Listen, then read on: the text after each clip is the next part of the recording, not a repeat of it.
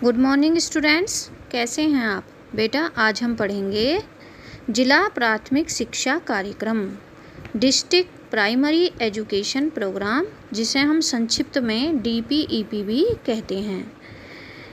सार्वभौमिक प्राथमिक शिक्षा के लक्ष्य की प्राप्ति में यह योजना एक महत्वपूर्ण कदम है। 1992 में प्रोग्राम ऑफ एक्शन के आधार पर जिला प्राथमिक शिक्षा कार्यक्रम की शुरुआत की बात कही गई और उसी आधार पर भारत में 1994 में शैक्षिक दृष्टि से पिछड़े जिलों में जिला प्राथमिक शिक्षा कार्यक्रम शुरू किया गया और उत्तर प्रदेश में यह कार्यक्रम 1997 में शुरू किया गया। और इस कार्यक्रम का जो मुख्य उद्देश्य था वो प्राथमिक शिक्षा प्रणाली में फिर से जान फूंकना था तथा समुदाय की पूर्ण सहभागिता सुनिश्चित करना था। वर्तमान समय में स्कूलों की संख्या में वृद्धि होना तथा नामांकन का बढ़ना, शिक्षकों की पर्याप्त उपलब्धता इस कार्यक्रम की सफलता के सूचक हैं।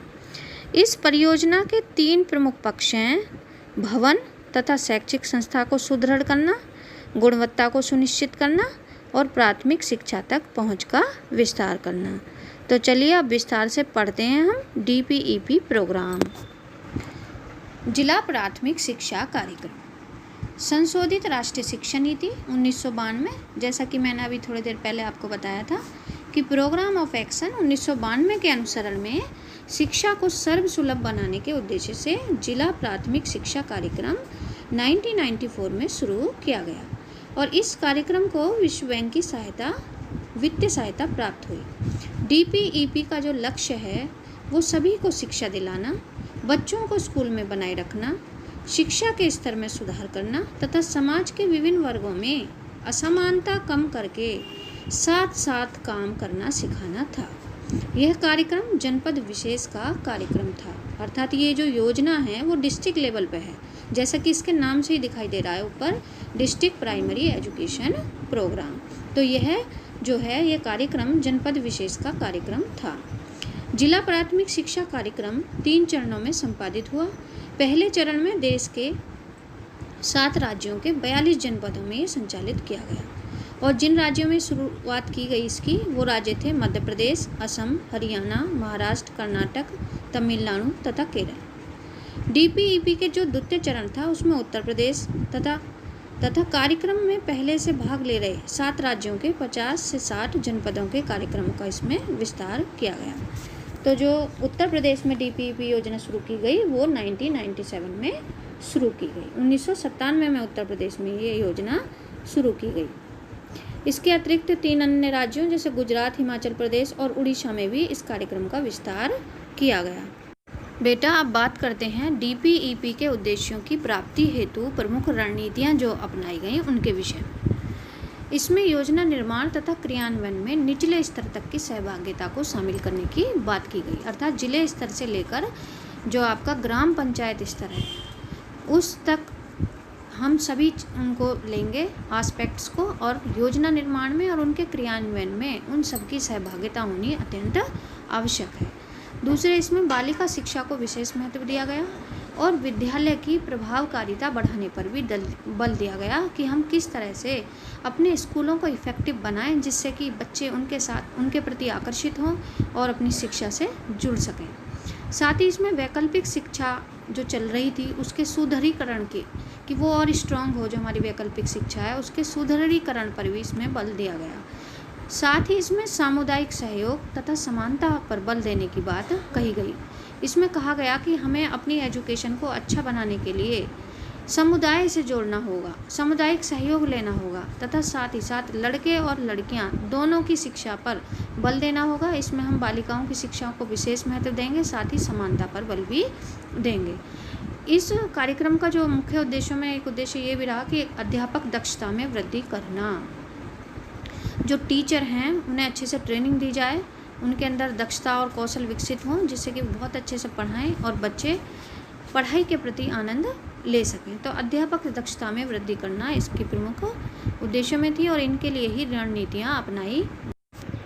बेटा बात करते हैं जिला प्राथमिक शिक्षा कार्यक्रम के क्या उद्देश्य रहे। तो इसका पहला उद्देश्य था जिला और राज्य स्तर पर व्यापक भागीदारी से विकेंद्रित शैक्षणिक योजना बनाना, डिसेंट्रलाइज एजुकेशनल प्लान तैयार करना और उसका क्रियान्वयन भी करना। यहाँ पर राज्य स्तर से लेकर जिला स्तर के बाद में जो आपका ब्लॉक स्तर के बाद ग्राम स्तर, तो इन सभी क्षेत्रों में डिसेंट्रलाइज करते हुए शैक्षणिक योजना बनाना और उनका क्रियान्वयन करना। बालिकाओं व अनुसूचित जाति व जनजाति के बच्चों को स्कूलों में दाखिला दिलवाना और स्कूल में वो टिके भी रहें, पूरी शिक्षा प्राप्त कर ही बाहर आएँ। छठी में एडमिशन लें, कक्षा 1 से 5 तक पूरी कर लें, फिर छठी में एडमिशन लें और फिर कक्षा 8 तक पूरी वो कर लें, तो वो टिके रहें विद्यालय में और उनकी शैक्षणिक उपलब्धि को सुनिश्चित करना। शिक्षकों का प्रशिक्षण, ताकि वे उपयुक्त शिक्षण सहायक सामग्री का निर्माण कर पाएँ और बाल केंद्रित विधियों से भी पढ़ाएं। तो यहाँ पर टीचर्स को नवाचारों और नए नए शिक्षण उपागमों से परिचित कराने के लिए प्रशिक्षण पर बल दिया गया, जिससे कि प्रशिक्षण के माध्यम से टीचर्स के अंदर नवाचार उत्पन्न हो, वो नवीन शिक्षण के उपागमों से परिचित हों और उनका प्रयोग करते हुए अपनी क्लासरूम को उन्नत कर सकें, बच्चों को बाल केंद्रित अप्रोच के आधार पर पढ़ा सकें। साथ ही विकासखंड, जिला व राज्य स्तर पर शिक्षा तंत्र की क्षमता वृद्धि भी इसका प्रमुख उद्देश्य रहा। शैक्षणिक आंकड़े इकट्ठा करना तथा शैक्षिक सूचना प्रबंधन को स्थापित करना भी इसका प्रमुख उद्देश्य था।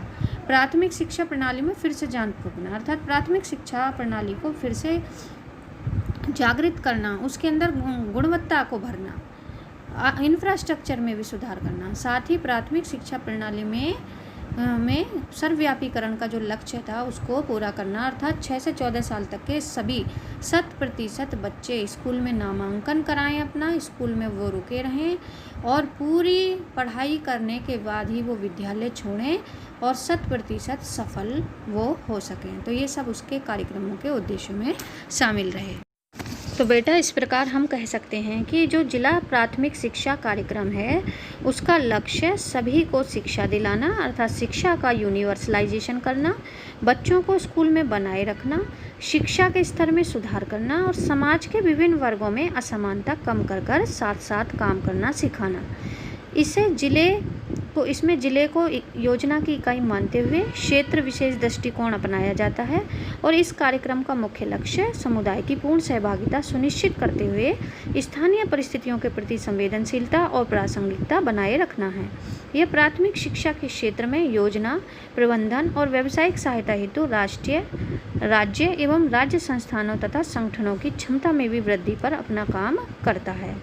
यह कार्यक्रम अतिरिक्त व्यवस्था सिद्धांत पर आधारित है और इसका कार्य प्राथमिक शिक्षा के लिए केंद्रीय और राज्य क्षेत्रों की योजनाओं के अंतर्गत उपलब्ध प्रावधानों को और सहायता देकर विद्यमान कमियों को दूर करना है। इस कार्यक्रम में राज्य सरकारों को कम से कम वास्तविक अर्थ में उतना व्यय तो करना ही पड़ता है जो आधार वर्ष में हुआ हो। तो इस तरह बेटा आज हमारा चैप्टर यहीं पर ख़त्म होता है।